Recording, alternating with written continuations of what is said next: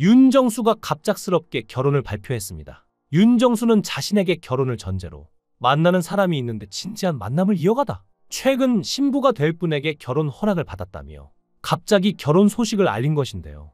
중요한 건 윤정수가 구해줘 홈즈에 출연해 최초로 결혼 소식을 발표했다는 것입니다.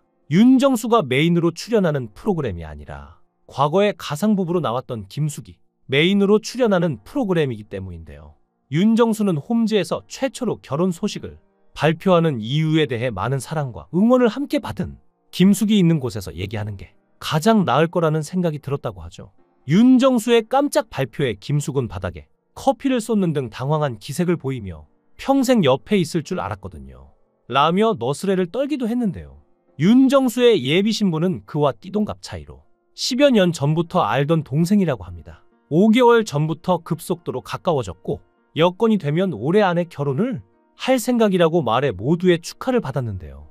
그러면서 윤정수는 김숙이 꼭 참석해서 자신의 결혼을 허락하는 느낌이 있었으면 좋겠다며 김숙에게 결혼식 축사를 부탁하기도 했죠. 윤정수는 코미디언 출신의 방송인으로 SBS 일기 개그맨으로 데뷔했는데요.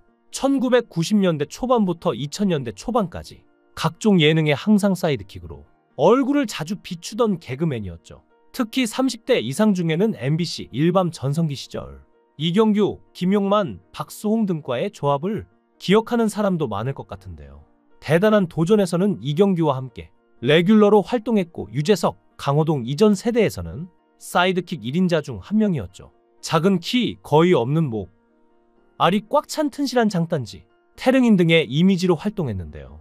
연애 활동 외에도 다양한 사업을 시도하였고 그 중에서 레스토랑 사업이 크게 성공했죠. 하지만 이후에 추진했던 원두 수입 사업, 광어 밥 사업, 금비누 사업 등을 연이어 말아먹었다고 하는데요.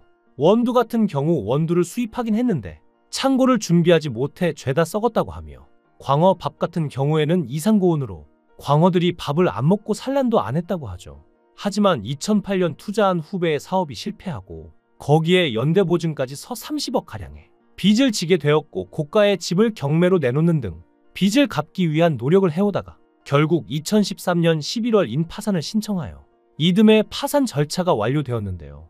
20억 상당의 집을 헐값에 경매당했고 채무도 10억 가까이 생긴 상황이었죠. 윤정수는 당시 한 달 이자만 해도 900만 원이나 됐다고 하는데요.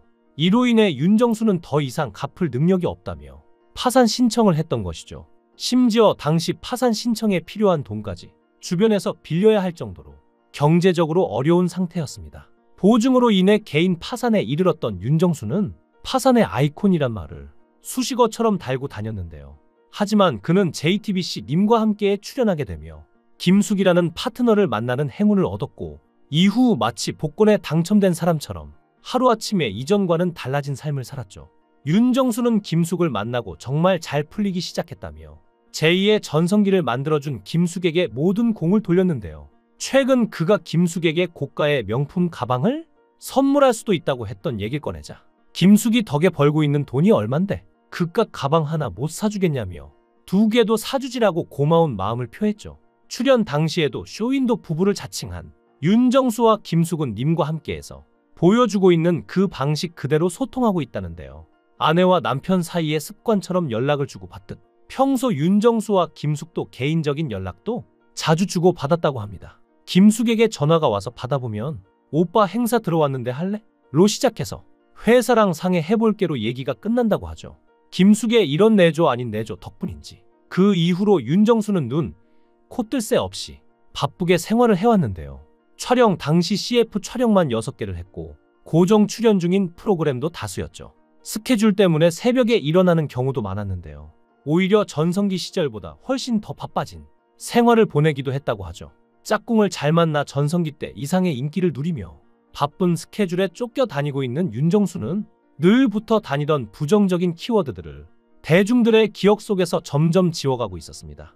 이제 포털 사이트에 윤정수를 검색하면 늘 따라다니던 파산 보증 같은 연관 검색어들은 쏙 들어갔는데요. 검색하면 아예 안 보이진 않아도 파산 같은 부정적인 연관 검색어들은 많이 사라진 것이죠.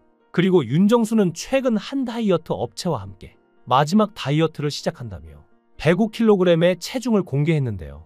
잘못된 식습관으로 인해 체중이 늘어났다는 윤정수는 나이가 들고 살이 찌면서 점점 이성을 만날 기회도 줄고 진짜 아저씨가 되는 것 같다며 살을 빼고 아저씨에서 오빠로 거듭나고 싶다는 바람을 드러내기도 했는데요.